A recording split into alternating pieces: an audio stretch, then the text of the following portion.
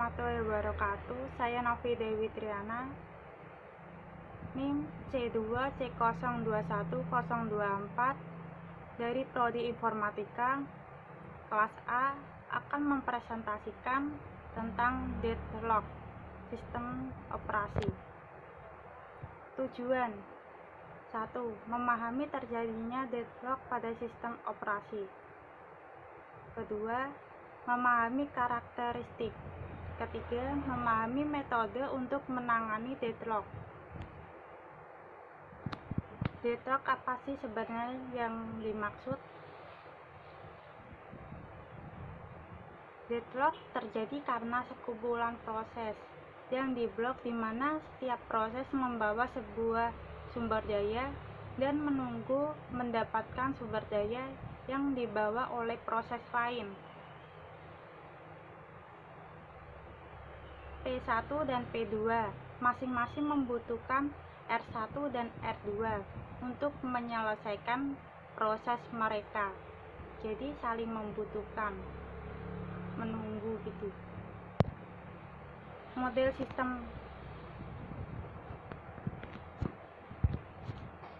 Pada sistem terdapat beberapa sumber daya resource yang digunakan untuk menyelesaikan task. Sumber daya pada sistem terdiri dari tipe resource, CPU cycle, ruang memori, perangkat I/O yang disebut dengan tipe sumber daya R1, R2, Rm. Setiap tipe sumber daya RI mempunyai beberapa anggota WI. Setiap proses yang menggunakan sumber daya menjalankan operasi sebagai berikut: meminta request, meminta sumber daya, meminta sumber daya, melepaskan rilis. Dimaksud dengan melepaskan sumber daya. Karakteristik deadlock. Mutual exclusion, hanya satu proses pada satu waktu yang dapat menggunakan sumber daya. Kedua, genggam dan tunggu, hold and wait. Sesuatu proses membawa sedikitnya satu sumber daya, menunggu mendapatkan tambahan sumber daya baru yang dibawa oleh proses. Non-preemption, sebuah sumber daya dapat dibebaskan dengan sukarela oleh proses yang memegangnya setelah proses menyelesaikan task. Menunggu secara circular wait, sebuah terdapat sekumpulan proses P0, P1, dan seterusnya sampai P0 yang menggunakan sumber daya, di mana P0 menunggu sumber daya yang dibawa P1. P1 menunggu sumber daya yang membawa P2 dan seterusnya. Pn-1 menunggu sumber daya yang dibawa oleh Pn, dan Pn menunggu sumber daya yang dibawa P0. Metode menangani deadlock. 1. Menggunakan protokol untuk menjamin bahwa sistem tidak pernah memasuki status deadlock.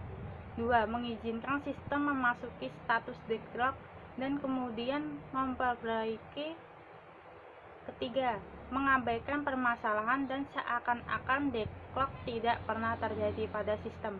Model ini yang dapat digunakan pada sistem operasi tersebut unik. Mencegah deadlock. 1. Mencegah mutual action, disebut sumber daya yang dapat digunakan bersama. Kedua, mencegah hold and wait adalah proses harus meminta dan dialokasikan sumber daya yang diperlukan sebelum proses memulai eksekusi, atau mengizinkan proses meminta sumber daya hanya jika proses tidak membawa sumber daya lain. Mencegah non-preemption adalah dengan meniadakan non-preemption, mencegah proses lain harus menunggu seluruh proses menjadi preemption sehingga tidak ada tunggu-menunggu. Mencegah kondisi menunggu sirkular. yang terakhir. Menghindari deadlock itu sendiri dengan metode alternatif. Untuk menghindari deadlock adalah digunakan informasi tambahan tentang bagaimana sumber daya diminta. Misalnya pada sistem dengan satu tipe drive atau satu printer, proses P pertama meminta tape drive, dan kemudian printer sebelum melepaskan kedua sumber daya tersebut. Sebaiknya proses Q pertama meminta printer, kemudian tape drive. Dengan mengetahui urutan permintaan dan pelepasan sumber daya untuk proses, dapat diputuskan bahwa untuk setiap permintaan ada apakah proses harus menunggu atau tidak.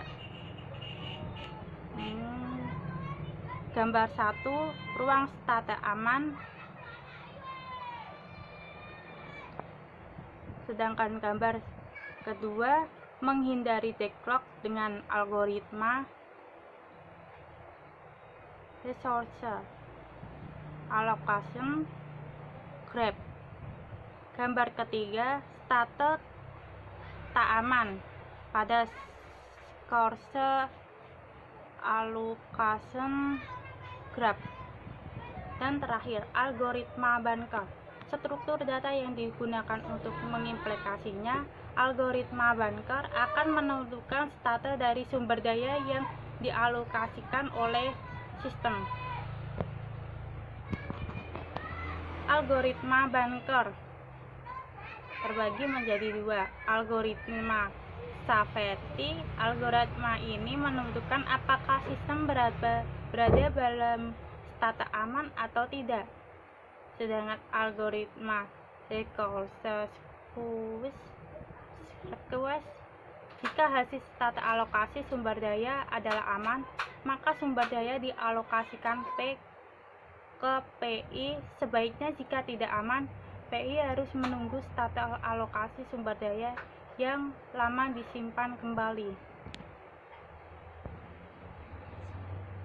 Selanjutnya, mendeteksi deadlock. Jika sistem tidak menyediakan algoritma mencegah deadlock dan menghindari deadlock, maka terjadinya deadlock. Pada lingkungan ini, sistem harus menyediakan yang pertama, algoritma yang menguji state sistem untuk menentukan bahwa deadlock tidak telah terjadi. Algoritma untuk yang terakhir, algoritma untuk memperbaiki deadlock. Dan terbagi menjadi 3. 1. Satu anggota untuk setiap tipe sumber daya. Jika semua sumber daya hanya mempunyai satu anggota, kita dapat menentukan algoritma mendeteksi deadlock menggunakan bentuk resource allocation graph yang disebut wait for graph. Kedua, beberapa anggota untuk setiap tipe sumber daya. Untuk tipe sumber daya yang mempunyai beberapa anggota digunakan algoritma yang sejenis dengan algoritma bunker dengan struktur daya seperti di bawah ini: available, kemudian allocation, selanjutnya request. Ketiga, penggunaan algoritma deteksi. Jika algoritma deteksi digunakan, terdapat beberapa sirkus pada graph. Hal ini tidak dapat mengetahui beberapa proses deadlock yang menyebabkan deadlock. Sekian dari saya. Bila ada kesalahan, mohon maaf. Wabillahi taufiq hidayah. Wassalamualaikum warahmatullahi wabarakatuh. Terima kasih.